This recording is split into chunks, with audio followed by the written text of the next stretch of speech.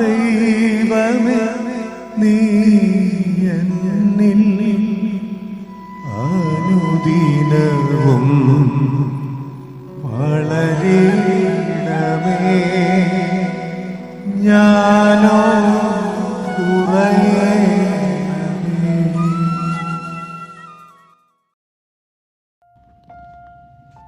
വിശുദ്ധ മത്തായി സുവിശേഷം അധ്യായം 19. അക്കാലത്ത് ഒരാൾ യേശുവിനെ സമീപിച്ച് ചോദിച്ചു, ഗുരു, നിത്യജീവൻ പ്രാപിക്കുവാൻ ഞാൻ എന്ത് നന്മയാണ് പ്രവർത്തിക്കേണ്ടത്? യേശു പറഞ്ഞു, നന്മയെപ്പറ്റി നീ എന്നോട് ചോദിക്കുന്നത് എന്തിന്? നല്ലവൻ ഒരുവൻ മാത്രം. ജീവനിലേക്ക് പ്രവേശിക്കുവാൻ അഭിലഷിക്കുന്നുവെങ്കിൽ പ്രമാണങ്ങൾ അനുസരിക്കുക. അവൻ ചോദിച്ചു, ഏതെല്ലാം?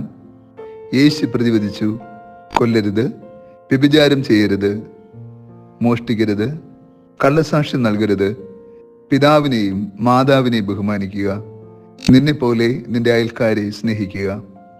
ആ യുവാവ് ചോദിച്ചു, ഇവയെല്ലാം ഞാൻ അനുസരിച്ചിട്ടുണ്ട്, ഇനിയും എനിക്ക് എന്താണ് ഒരു കുറവ്? യേശു പറഞ്ഞു, നീ പൂർണ്ണനാകാൻ ആഗ്രഹിക്കുന്നുവെങ്കിൽ പോയി നിനക്കുള്ളതെല്ലാം വിറ്റ് ദരിദ്രർക്ക് കൊടുക്കുക. അപ്പോൾ സ്വർഗത്തിൽ നിനക്ക് നിക്ഷേപമുണ്ടാകും. പിന്നെ വന്ന് എന്നെ അനുഗമിക്കുക. ഈ വചനം കേട്ട് ആ യുവാവ് സങ്കടത്തോടെ തിരിച്ചുപോയി. അവന് വളരെയേറെ സമ്പത്തുണ്ടായിരുന്നു.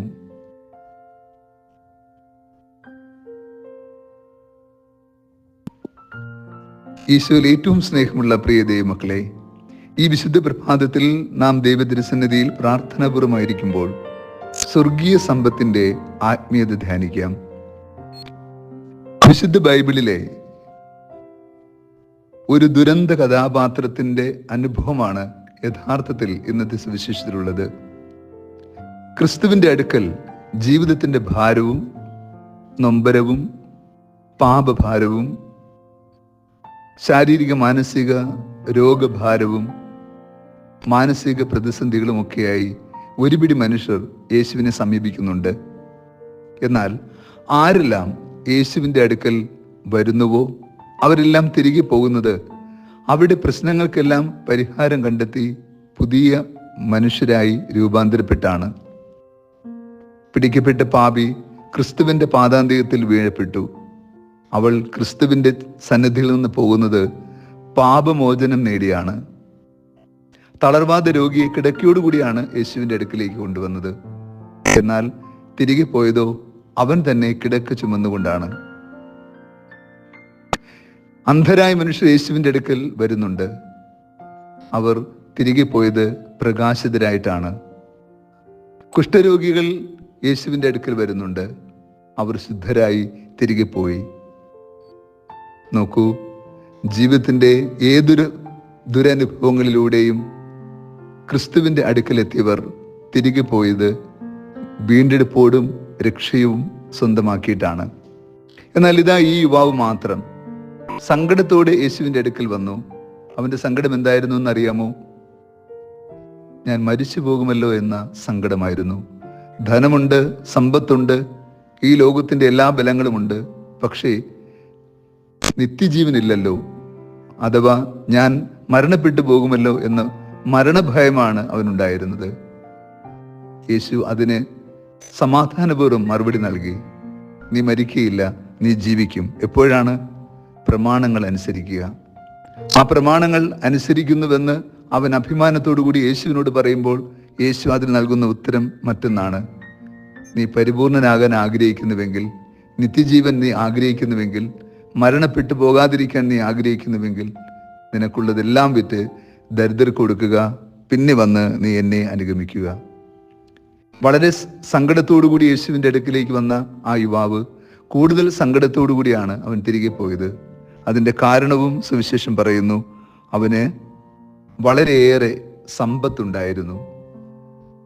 സമ്പത്ത് ഒരു ശാപമായി വിശുദ്ധ ബൈബിൾ പറയുന്നില്ല. എന്നാൽ ഈ യുവാവിനെ സംബന്ധിച്ചിടത്തോളം സമ്പത്ത് ഒരു ശാപമായി മാറി. കാരണം എന്തെന്നോ, അവൻ ദൈവത്തെക്കാൾ അധികമായി, സഹോദരങ്ങളെക്കാൾ അധികമായി, തന്നെക്കാൾ അധികമായി അവൻ സമ്പത്തിനെ സ്നേഹിച്ചു. ആ സമ്പത്ത് അവന് നിത്യജീവൻ നഷ്ടപ്പെടുത്തുന്ന ദുരനുഭവമായി മാറി. നാം ചിലതൊക്കെ ക്രിസ്തുവിനെ പ്രതി നഷ്ടപ്പെടുത്തുവാൻ തയ്യാറാകുമ്പോൾ മാത്രമാണ് നിത്യത സ്വന്തമാകുക. ഒന്നും നഷ്ടപ്പെടുത്താതെ വീണ്ടെടുക്കാൻ കഴിയുന്ന നിധിയല്ല സ്വർഗരാജ്യമെന്ന് ഓർക്കുക. ആ നിധി കണ്ടെത്തുവാൻ ഈ ഭൂമിയിലെ ചില സന്തോഷങ്ങളെ, ഇഷ്ടങ്ങളെ, സൗഭാഗ്യങ്ങളെ നാം ഉപേക്ഷിക്കേണ്ടി വരും. അപ്പോൾ മാത്രമാണ് നിത്യതയുടെ സമ്പത്ത് നമുക്ക് സ്വന്തമാക്കാൻ കഴിയുക.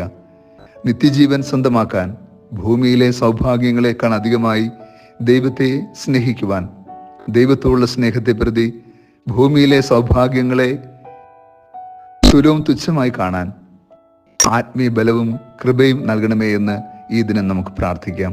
ഒപ്പം ഈ ലോകത്തിലെ സൗഭാഗ്യങ്ങളോടും ഈ ലോകത്തിലെ വ്യക്തികളോടും ഈ ലോകത്തിൻ്റെ ശക്തികളോടുമുള്ള നമ്മുടെ പ്രത്യേക ഇഷ്ടത്താൽ, താല്പര്യത്താൽ നിത്യജീവൻ നഷ്ടപ്പെട്ടു പോകാതിരിക്കുവാനുള്ള കൃപ നൽകണമേ എന്നും യാചിക്കാം. കർത്താവ് നിങ്ങളോട് കൂടെ. സർവശക്തനായ ദൈവം, പിതാവും പുത്രനും പരിശുദ്ധാത്മാവും നമ്മെ സമൃദ്ധമായി അനുഗ്രഹിച്ച് ആശീർവദിക്കുമാറാകട്ടെ. ആമേൻ.